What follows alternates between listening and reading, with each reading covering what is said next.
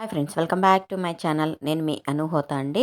నేను ప్రతిరోజు నా ఛానల్లో వెరైటీ అంటూ చిన్న చిన్న వంటలు అయితే చేసి చూపిస్తూ ఉంటాను. సో నా వీడియోస్ కనుక మీకు నచ్చినట్టయితే నా ఛానల్ని సబ్స్క్రైబ్ చేసుకొని లైక్, షేర్, కామెంట్ అయితే చేసి మంచి మంచి వీడియోస్ కోసం వెయిట్ చేస్తూ ఉండండి. ఆగండి సబ్స్క్రైబ్ చేస్తూ బెల్ బటన్ నొక్కడం మాత్రం మర్చిపోకండి. ఓకేనా ఫ్రెండ్స్, రండి ఇవాళ వంట ఏంటో మనం చూసేద్దాం. ముందు వీడియోలో మొక్కజొన్నలతో గారెలు ఎలా తయారు చేయాలో చూసుకున్నాం కదా. సో ఇప్పుడు ఆ తయారు చేసినటువంటి గారెలతో మనం వడకరీని అయితే చేసేసుకుందాం. సో ఆ వడకరీని ఎలా చేస్తున్నాను, ఏంటి, ఎందులోకి ఉపయోగపడుతుందని వివరాలన్నీ కూడా మనం ఈ వీడియోలో చూసేద్దాం. వచ్చేయండి, చూడండి ఎంతో అద్భుతంగా మసాలా వడకరీ అయితే మనం రెడీ చేసుకున్నాం. సో ఈ వడకరీని మనం టిఫిన్స్లోకి తినచ్చు, అన్నంలోకి తినచ్చు, బిర్యానీలోకి తినచ్చు, ఇంకా అన్నింటిలోకి కూడా తినచ్చు అనమాట. సో ఇటు సైడ్ అయితే ముఖ్యంగా రాయలసీమలో దీనిని చెన్నై సైడు ఇడ్లీ టిఫిన్స్లోకి అయితే వాడుతూ ఉంటారు. ఓకేనా ఫ్రెండ్స్, రండి ఇప్పుడు మనం ఆ వడకరీని ఎలా చేశానో ఏంటో చూసేసి ఇంట్లో కూడా మనం వండుకొని ఎలా వచ్చిందో మీరు నాకు కామెంట్ చేసి నా వీడియోస్ని చూస్తూ ఇంకా ఎంకరేజ్ చేస్తూ ఉంటారని మనస్ఫూర్తిగా కోరుకుంటూ వీడియోలోకి వెళ్ళిపోతున్నాం. వచ్చేయండి. ఎంత అద్భుతంగా, ఎంత సూపర్గా ఉన్నాయో. కలర్ కూడా చూడండి ఎంత బ్రౌనిష్గా, చాలా బాగున్నాయి కదా. సో వీటిని మనము బాగా ఫస్ట్ హైలో పెట్టుకొని ఒక 2 మినిట్స్ అయిన తర్వాత మళ్ళీ మనము లోలో పెట్టుకొని కాల్చుకోవాలండి. సో హైలో పెట్టేస్తే ఇవి కలర్ షేడ్ అయిపోయి మనకు కాలినట్టుగా కనబడిపోతుంది, కానీ లోపలంతా కాలదు. సో అందువల్ల మనము ఫస్ట్ వేసేటప్పుడు హైలో పెట్టుకొని ఆ తర్వాత సిమ్లో పెట్టుకొని కాల్చుకోవాలి. సో బాగా అయితే కాలిపోయాయండి, మగ్గిపోయాయి.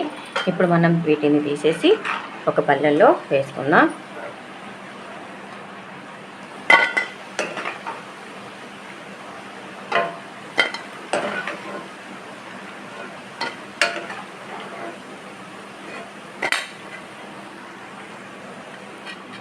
చూసారు కదా, ఈ కలర్లోకి రావాలి.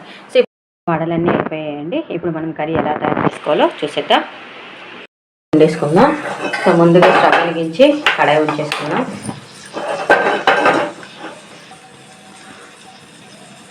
నేను ఒక గరిటె నూనె అయితే వేసుకుంటున్నానండి. నూనె అయితే కాగిపోయింది. పోపు దినుసులు వేస్తున్నాను. ఆవాలు, జీలకర్ర వేసానండి, అంతే, ఇంకేమీ వేయలేదు. దగ్గర చిటపటలు ఆడిన తర్వాత ఇప్పుడు కరివేపాకు వేస్తున్నాను, ఉల్లిపాయలు వేస్తున్నాను. 2 ఉల్లిపాయలు తీసుకున్నానండి. చిన్నవైతే 4 తీసుకోండి, పెద్దవైతే 2 సరిపోతాయి. ఉల్లిపాయలు బాగా బ్రౌనిష్ కలర్ వచ్చేదాకా మగ్గించుకోవాలండి. ఉల్లిపాయలు సగం మగ్గాక అల్లం వెల్లుల్లి పేస్ట్ వేస్తున్నాను. అలాగే పచ్చిమిర్చి ఒక 3 పచ్చిమిర్చి చిన్న చిన్న పీసెస్గా కట్ చేసుకున్నాను. సో అల్లం వెల్లుల్లి పేస్ట్ పచ్చివాసన పోయేంత వరకు మగ్గించేసుకున్నాం. ఇప్పుడు టమాటా ప్యూరీని ఆల్రెడీ అయితే రెడీ చేసి ఉంచానండి. ఒక 3 టమాటాలు అయితే తీసుకున్నాను. ఉల్లిపాయలు మగ్గిపోయాయి. ఇప్పుడు మనం ఇందులో ఈ టమాటా ప్యూరీ కూడా వేసేద్దాం. సో పచ్చి వాసన పోయేదాకా దీన్ని అయితే మగ్గించుకున్నామండి. రుచికి తగినంత ఉప్పు వేసుకున్నాం. ఇది ధనియాలు, జీలకర్ర మిక్సింగ్ పౌడర్ అండి, ఇది 1 చెంచా వేసుకున్నాం. అలాగే మనం తినగలిగినంత కారం అండి, నేనైతే ఒక 3 చెంచాలు వేస్తాను. చిన్న చెంచా అండి ఇది.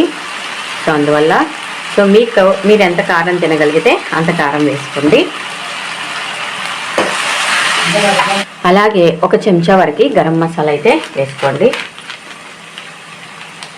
1 చెంచా గరం మసాలా. వీటన్నిటిని బాగా నూనెలో మగ్గించిన తర్వాత ఉప్పు, కారం అన్నీ ఒకసారి చెక్ చేసుకుని మనకి ఎంత గ్రేవీ అయితే కావాలో అన్ని నీళ్ళు అయితే వేసుకోవాలండి. సో నేనైతే ఒక 5 నిమిషాలు నూనెలో మగ్గించేద్దాం. సో మసాలా అంతా మిక్స్ అయిపోయి నూనె సపరేట్ అయిపోతుందండి. సో ఇప్పుడు మనం ఇందులోకి నీళ్ళు వేసుకుందాం. మనకి ఎంత గ్రేవీ అయితే కావాలో అన్ని నీళ్ళు అయితే వేసుకుందామండి. నేనైతే ఒక 2 గ్లాసుల వరకు వేస్తున్నానండి. నాకు కాస్త గ్రేవీ ఎక్కువ కావాలి. సరే ఎలా ఉందో. సో ఒకసారి ఉప్పు, కారం అన్నీ చెక్ చేసుకుని ఉడికించేసుకుందాం. ఇందులో కాస్త నీళ్ళు ఎక్కువే పడతాయండి, ఎందుకంటే ఈ వడలు మనం అందులో వేసిన వెంటనే గ్రేవీలా పీల్చేసుకుంటుంది కాబట్టి. సో అందులో ఉన్న వాటర్ అంతా అందులోకి వెళ్ళిపోతుంది. సో అప్పుడు మనకు కూర గట్టిగా అయిపోతుంది. అందుకోసమని కాస్త ఇందులో నీళ్ళు అయితే ఎక్కువ వేసుకోవాలి. నాకు కాస్త ఉప్పు తక్కువ అనిపించిందండి, కొంచెం ఉప్పు అయితే వేసాను చూడండి. సో ఉడికిన తర్వాత మనం అప్పుడు గారెలు అయితే వేద్దాం. సో నేను ఇందులో అడిషనల్గా సోయా చీక్స్ కూడా వేస్తున్నాను. ఇదైతే మస్ట్ అండ్ షుడ్ కాదండి, మీకు కావాలంటే వేసుకోండి, లేదంటే అవసరం లేదు. సో సోయా చీక్స్ వేస్తున్నాను. కూర అయితే ఉడికిపోయిందండి, కర్రీ అయితే. సో ఇప్పుడు మనం ఇందులో గారెలు వేసేసుకున్నాం. సో సగం ఉడికిన తర్వాత గారెలు వేసుకోవాలండి. ముందుగా వేసేసుకుంటే మొత్తం ఒక్కొక్కసారి అంటే వేసుకోవచ్చు ముందుగానే, ఒక్కొక్కసారి ఏమవుతుందంటే గారెలు మెత్తగా అయిపోయే ఛాన్సెస్ ఉంటుందన్నమాట.